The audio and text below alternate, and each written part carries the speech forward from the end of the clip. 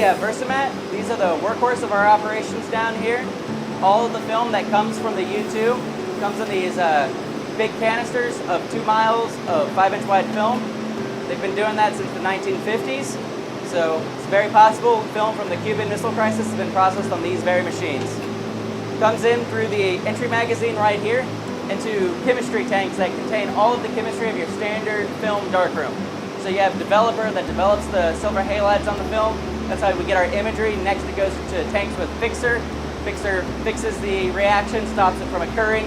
That way we still have imagery to look at. Next is wash tanks. Wash off all the chemistry so that way it's ready for the dry box. Dry box runs at 130 degrees Fahrenheit, and that's what gets our film bone dry and ready for the take-up assembly, which is a series of rollers to keep the tension on the film. That way it can be wrapped. This whole process takes roughly 9 hours from start to finish, and it cannot be stopped.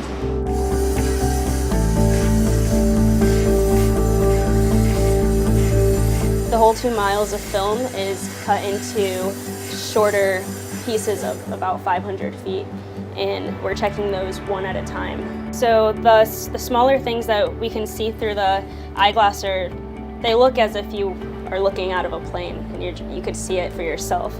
And that's just another reason why the resolution is so good. Even if there's another plane flying, you could see that as well.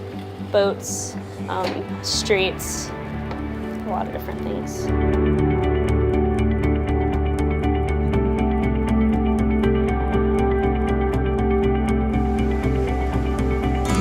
So the checking portion takes about 10 to 15 minutes per roll, just because we're going through it so slowly, trying to make sure we catch any mistakes if there are any.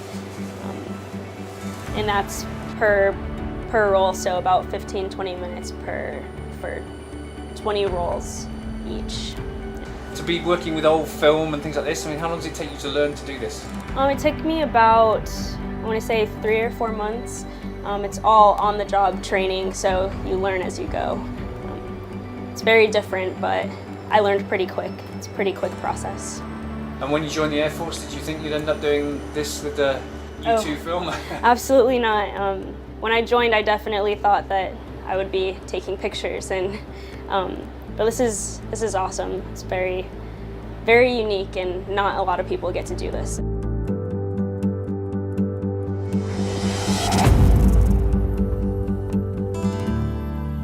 If you enjoyed this video, don't forget to like and subscribe to our channel.